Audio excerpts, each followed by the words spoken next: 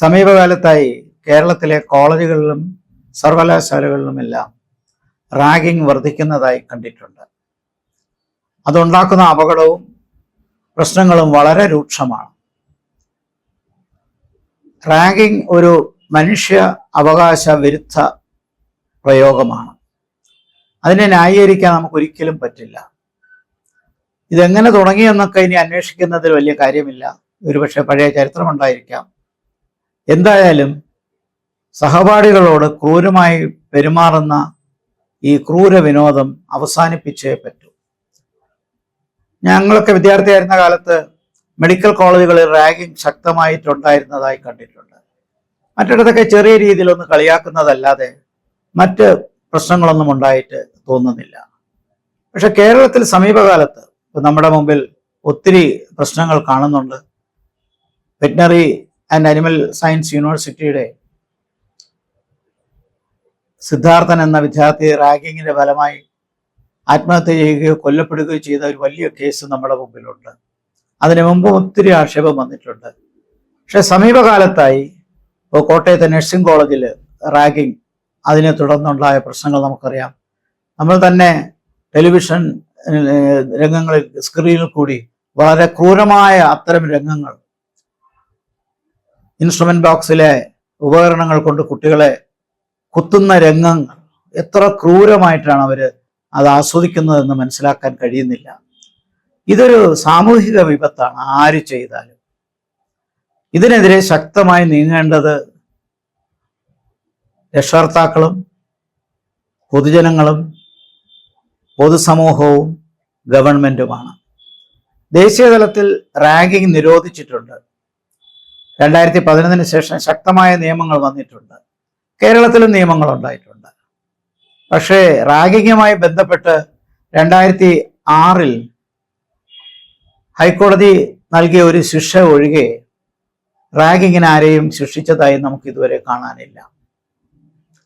കോളേജുകളിലെ അധികാരികൾ, principal, vice principal, college council, anti ragging cell, ഇവരൊന്നും കാര്യമായി പ്രവർത്തിക്കുന്നില്ല എന്നുള്ളതാണ് വസ്തുത.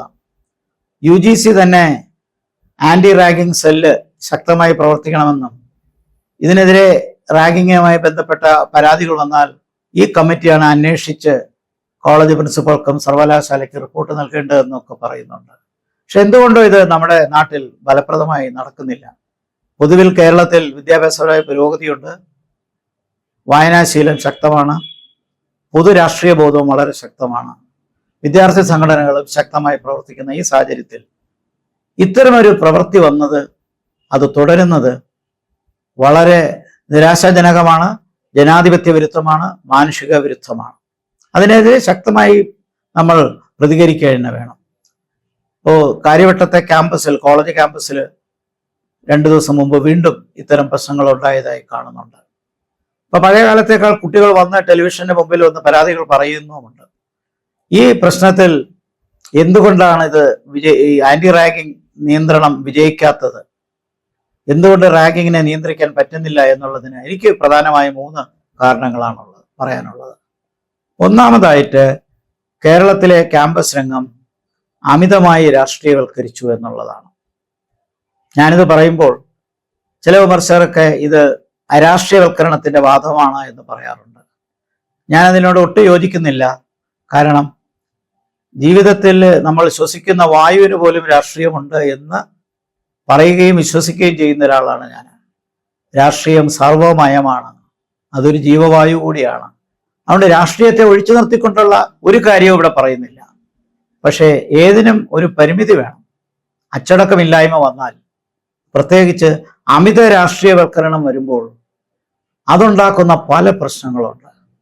അതിലൊന്ന്, കോളേജ് ക്യാമ്പസുകളിൽ സമാധാനമില്ല, അച്ചടക്കമില്ല.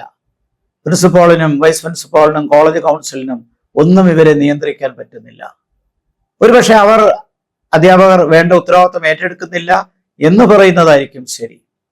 ശക്തമായി കുട്ടികളെ ഉപദേശിക്കുകയും ഒരു ധാർമ്മിക ബോധത്തോടുകൂടി അവരെ നയിക്കുകയും ചെയ്താൽ ഒരു പരിധിവരെ നിയന്ത്രിക്കാവുന്നതേ ഉള്ളൂ. അപ്പൊ അധ്യാപകർ അത് ചെയ്യുന്നില്ല എന്ന് മാത്രമല്ല, ഇത്തരം പ്രശ്നങ്ങൾ വരുമ്പോൾ അതിനിടയ്ക്ക് ഇടപെട്ട് അതിനെ നിയന്ത്രിക്കാൻ അധ്യാപകർക്ക് കഴിയുന്നില്ല. അവർ മാറി നിൽക്കുന്നു. അതാണ് അരാഷ്ട്രീയവൽക്കരണം. അങ്ങനെ ചെയ്യുന്ന ഒരിക്കലും ന്യായീകരിക്കാൻ പറ്റില്ല. UGCയുടെയും മറ്റും നല്ല ശമ്പളമൊക്കെ വാങ്ങിക്കുന്ന അധ്യാപകർക്ക് ക്ലാസ്സിൽ പഠിപ്പിക്കുന്നതിനപ്പുറം ഉത്തരവാദിത്വമുണ്ട് ഇന്നത്തെ വിദ്യാഭ്യാസ സമ്പ്രദായത്തിൽ എന്നുള്ളത് നമ്മൾ ഒരിക്കലും മറക്കരുത്. അത് പ്രിൻസിപ്പാളിനുമുണ്ട് ഉത്തരവാദിത്വം.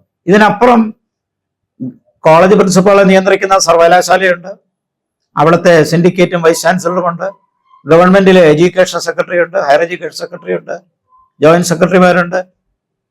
ഈ ഉദ്യോഗസ്ഥ വൃന്ദം എന്ത് ചെയ്യുന്നു? ഇക്കാര്യത്തിൽ വേണ്ട നടപടികൾ എടുക്കണമെന്ന് പറഞ്ഞ് താഴേക്ക് ശക്തമായി കത്ത് വിട്ടുകയും വേണ്ട ഓറിയന്റേഷൻ പ്രിൻസിപ്പാൾമാർക്ക് കൊടുക്കുകയും ചെയ്താൽ തന്നെ പ്രിൻസിപ്പാൾമാർക്ക് ഇക്കാര്യത്തിൽ ചെയ്യാൻ കൂടുതൽ ധൈര്യമുണ്ടാകും. പക്ഷെ അമിത രാഷ്ട്രീയവൽക്കരണം കാരണം കുറ്റവാളികൾ പലപ്പോഴും രക്ഷപ്പെടുന്നു, അവർക്കെതിരെ നടപടികൾ വിജയിക്കുന്നില്ല എന്നുള്ളതാണ് ഇതുമായി ബന്ധപ്പെട്ട് പറയാനുള്ളത്. കാരണം നമുക്കറിയാം, വിദ്യാർത്ഥി സംഘടനകളെല്ലാം രാഷ്ട്രീയവുമായി ബന്ധപ്പെട്ടിരിക്കുകയാണ്. അപ്പൊ അവരുടെ നേതാക്കന്മാർ ഇവരെ പ്രൊട്ടക്ട് ചെയ്യുന്നുള്ള ആ ഒരു ധൈര്യം ഇവിടെ വ്യക്തമായിട്ടുണ്ട്.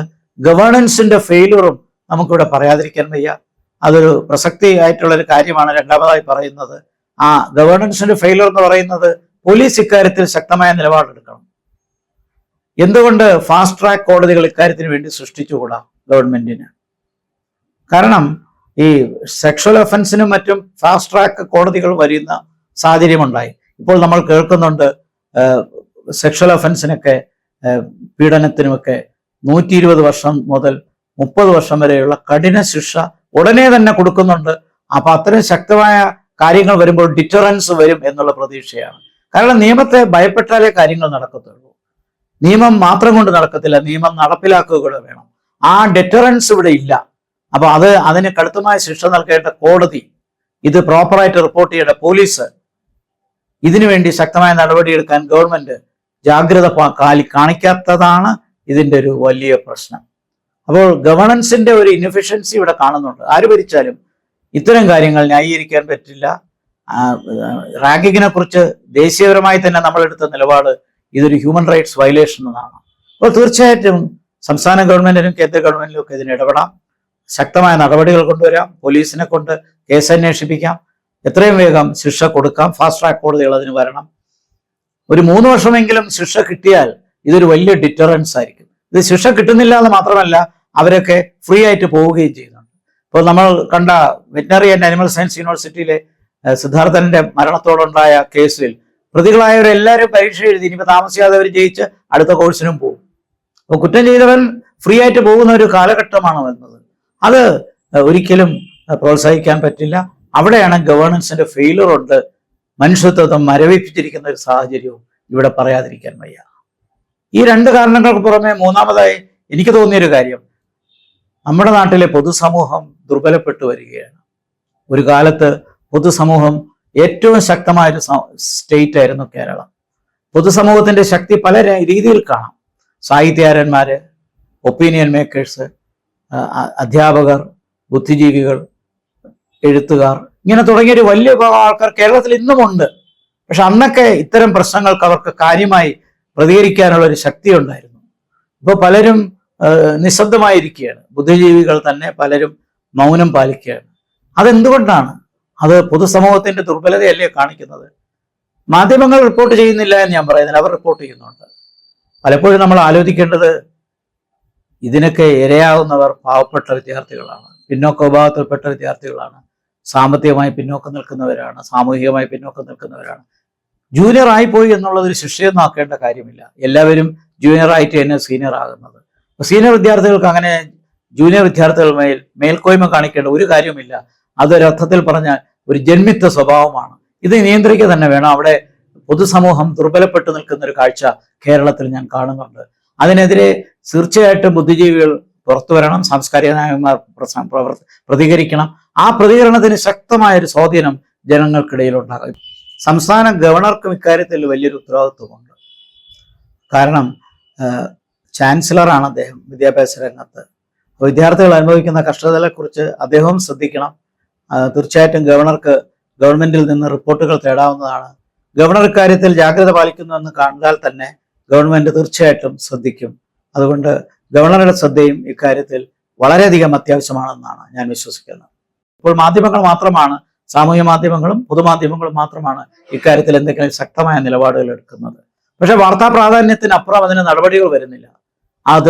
അതിൻ്റെ മറ്റു 2 കാരണങ്ങൾ ഞാൻ തുടക്കത്തിലേ ചൂണ്ടിക്കാണിച്ചു എന്തുകൊണ്ടാണ് ഇത് വിജയിക്കാത്തതെന്നും അമിത രാഷ്ട്രീയവൽക്കരണവും ഭരണത്തിൻ്റെ കെടുകാര്യസ്ഥതയും എല്ലാം അതിനോടൊപ്പം ചേർത്ത് വായിക്കേണ്ടതാണ്.